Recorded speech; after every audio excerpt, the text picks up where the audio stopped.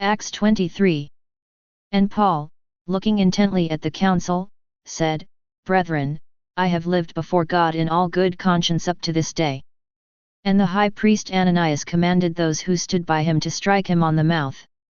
Then Paul said to him, God shall strike you, you whitewashed wall. Are you sitting to judge me according to the law, and yet contrary to the law you order me to be struck? Those who stood by said, Would you revile God's high priest? And Paul said, I did not know, brethren, that he was the high priest, for it is written, You shall not speak evil of a ruler of your people. But when Paul perceived that one part were Sadducees and the other Pharisees, he cried out in the council, Brethren, I am a Pharisee, a son of Pharisees, with respect to the hope and the resurrection of the dead I am on trial. And when he had said this, a dissension arose between the Pharisees and the Sadducees, and the assembly was divided. For the Sadducees say that there is no resurrection, nor angel, nor spirit, but the Pharisees acknowledge them all. Then a great clamor arose, and some of the scribes of the Pharisees' party stood up and contended, We find nothing wrong in this man. What if a spirit or an angel spoke to him? And when the dissension became violent, the tribune, afraid that Paul would be torn in pieces by them, commanded the soldiers to go down and take him by force from among them and bring him into the barracks. The following night the Lord stood by him and said, Take courage, for as you have testified about me at Jerusalem, so you must bear witness also at Rome. The plot to kill Paul. When it was day, the Jews made a plot and bound themselves by an oath neither to eat nor drink till they had killed Paul. There were more than 40 who made this conspiracy. And they went to the chief priests and elders, and said, We have strictly bound ourselves by an oath to taste no food till we have killed Paul. You therefore, along with the council, give notice now to the tribune to bring him down to you, as though you were going to determine his case more exactly. And we are ready to kill him before he comes near. Now the son of Paul's sister heard of their ambush, so he went and entered the barracks and told Paul. And Paul called one of the centurions and said, Bring this young man to the tribune, for he has something to tell him. So he took him and brought him to the tribune and said, Paul the prisoner called me and asked me to bring this young man to you, as he has something to say to you. The tribune took him by the hand, and going aside asked him privately, What is it that you have to tell me? And he said, The Jews have agreed to ask you to bring Paul down to the council tomorrow, as though they were going to inquire somewhat more closely about him. But do not yield to them, for more than 40 of their men lie in ambush for him, having bound themselves by an oath neither to eat nor drink till they have killed him, and now they are ready, waiting for the promise from you. So the tribune dismissed the young man, charging him, Tell no one that you have informed me of this. Paul sent to Felix the governor. Then he called 2 of the centurions and said, At the 3rd hour of the night get ready 200 soldiers with 70 horsemen and 200 spearmen to go as far as Caesarea. Also provide mounts for Paul to ride, and bring him safely to Felix the governor. And he wrote a letter to this effect. Claudius Lysias to His Excellency the Governor Felix, greeting. This man was seized by the Jews, and was about to be killed by them, when I came upon them with the soldiers and rescued him, having learned that he was a Roman citizen. And desiring to know the charge on which they accused him, I brought him down to their council. I found that he was accused about questions of their law, but charged with nothing deserving death or imprisonment. And when it was disclosed to me that there would be a plot against the man, I sent him to you at once, ordering his accusers also to state before you what they have against him. So the soldiers, according to their instructions, took Paul and brought him by night to Antipatris. And on the morrow they returned to the barracks, leaving the horsemen to go on with him.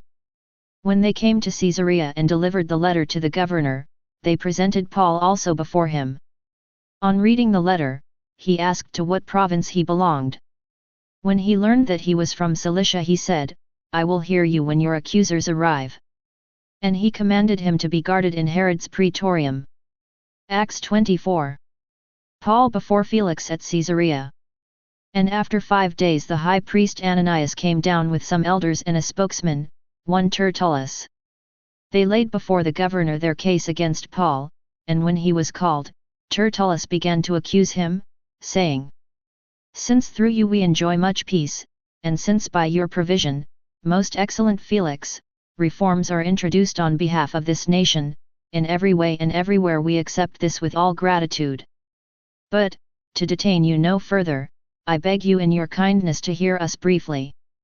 For we have found this man a pestilent fellow, an agitator among all the Jews throughout the world, and a ringleader of the sect of the Nazarenes. He even tried to profane the temple, but we seized him. By examining him yourself you will be able to learn from him about everything of which we accuse him." The Jews also joined in the charge, affirming that all this was so. Paul's defense before Felix. And when the governor had motioned to him to speak, Paul replied, "Realizing that for many years you have been judge over this nation, I cheerfully make my defense. As you may ascertain, it is not more than 12 days since I went up to worship at Jerusalem, and they did not find me disputing with anyone or stirring up a crowd, either in the temple or in the synagogues, or in the city. Neither can they prove to you what they now bring up against me. But this I admit to you, that according to the way, which they call a sect, I worship the God of our fathers, believing everything laid down by the law or written in the prophets, having a hope in God which these themselves accept, that there will be a resurrection of both the just and the unjust. So I always take pains to have a clear conscience toward God and toward men. Now after some years I came to bring to my nation alms and offerings. As I was doing this, they found me purified in the temple, without any crowd or tumult. But some Jews from Asia they ought to be here before you and to make an accusation, if they have anything against me. Or else let these men themselves say what wrongdoing they found when I stood before the council, except this one thing which I cried out while standing among them, with respect to the resurrection of the dead I am on trial before you this day." But Felix, having a rather accurate knowledge of the way, put them off, saying, "When Lysias the tribune comes down, I will decide your case." Then he gave orders to the centurion that he should be kept in custody but should have some liberty, and that none of his friends should be prevented from attending to his needs. Paul held in custody. After some days Felix came with his wife Drusilla, who was a Jewess, and he sent for Paul and heard him speak upon faith in Christ Jesus.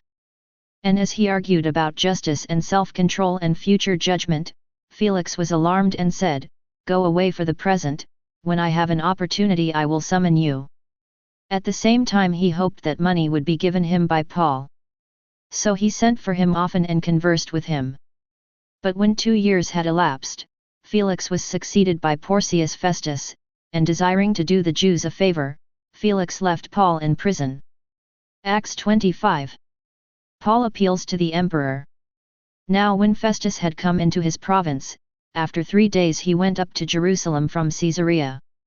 And the chief priests and the principal men of the Jews informed him against Paul, and they urged him, asking as a favor to have the man sent to Jerusalem, planning an ambush to kill him on the way. Festus replied that Paul was being kept at Caesarea, and that he himself intended to go there shortly. "So," said he, "let the men of authority among you go down with me, and if there is anything wrong about the man, let them accuse him." When he had stayed among them not more than 8 or 10 days, he went down to Caesarea, and the next day he took his seat on the tribunal and ordered Paul to be brought.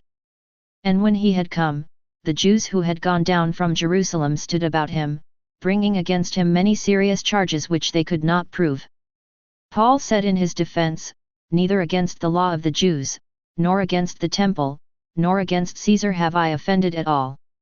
But Festus, wishing to do the Jews a favor, said to Paul, "Do you wish to go up to Jerusalem, and there be tried on these charges before me?" But Paul said, "I am standing before Caesar's tribunal, where I ought to be tried. To the Jews I have done no wrong, as you know very well. If then I am a wrongdoer, and have committed anything for which I deserve to die, I do not seek to escape death, but if there is nothing in their charges against me, no one can give me up to them. I appeal to Caesar." Then Festus, when he had conferred with his council, answered, "You have appealed to Caesar you shall go." Festus consults King Agrippa. Now when some days had passed, Agrippa the king and Bernice arrived at Caesarea to welcome Festus. And as they stayed there many days, Festus laid Paul's case before the king, saying, "There is a man left prisoner by Felix, and when I was at Jerusalem, the chief priests and the elders of the Jews gave information about him, asking for sentence against him.